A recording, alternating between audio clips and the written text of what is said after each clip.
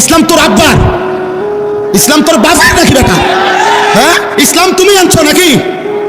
ব্রাহ্মণবাড়িয়ার বড় হুজুরের রক্ত যেই জমিনে, ইমানদার ওলামাদের জমিনে, অতএব আজকে ব্রাহ্মণবাড়িয়ার জমিন থেকে কিশোরগঞ্জের ওই চূড়ান্ত বেয়াদব ফজলুর রহমানকে স্পষ্ট করে বললাম, তোর মতো বেয়াদব গত 100 বছরে বাংলাদেশে জন্মায় নাই।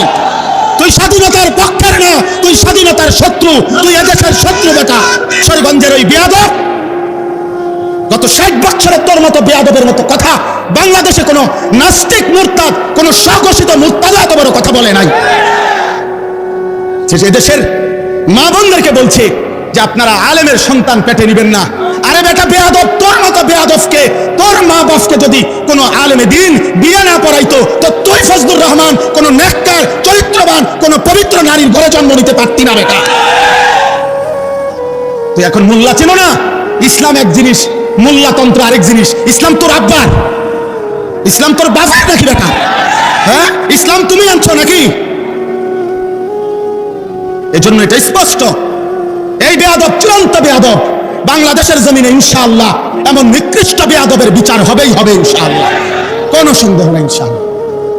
এই পর্যন্ত কেউ আপনার এই পৃথিবীতে, আমরা পড়ছি কিতাবে, উলামায়ে কেরামের রক্ত বিষের মতো, বিষ যেমন মানুষকে শেষ করে দেয়, উলামায়ে কেরামের রক্ত নিয়ে কেউ ছিনিমিনি খেললে, উলামায়ে কেরামের ইজ্জত নিয়ে কেউ ছিনিমিনি খেললে, খোদার কসম, রব্বে কাবার কসম, আল্লাহ তাআলা ওই ব্যক্তি, ওই গোষ্ঠী, ওই দলকে বেইজ্জতি, লাঞ্ছিত, অপমানিত করেই করে, করেই করে, করেই করে।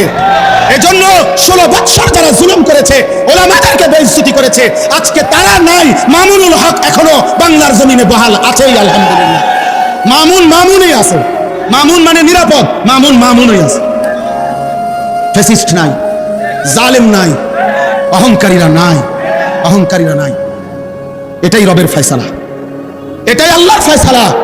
ব্রাহ্মণবাড়িয়ার ওই বেয়াদব, ব্রাহ্মণবাড়িয়ার উলামায়ে কেরামকে বারবার বিদ্রুপ করেছিল।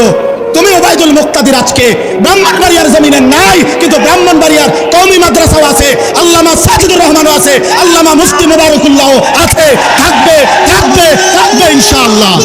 এটা ভুলে গেলে চলবে না ইনশাআল্লাহ। ইনশাআল্লাহ বলেন ইনশাআল্লাহ।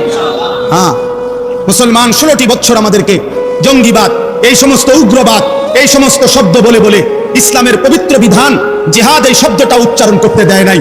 অথচ আমরা স্পষ্ট বলবো, ইসরাফিলের ফু পর্যন্ত আল্লাহর এই জমিনে জিহাদ ছিল, আছে, থাকবে ইনশাআল্লাহ। এজন্য জিহাদ থাকবে কিনা বলেন? আপোষ না জিহাদ, আপোষ না জিহাদ, আপোষ না জিহাদ।